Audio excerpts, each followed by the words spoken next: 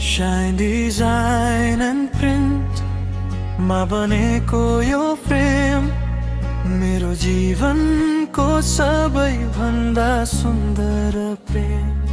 तिम्रो हातले छानेको त्यो तस्बिर मेरो हरेक सपना बनेको छ आज यही। उपहार मात्रै होइन यो मायाको चिनो, तिम्रो सोच, तिम्रो भावना, तिम्रो मनको गहिरो।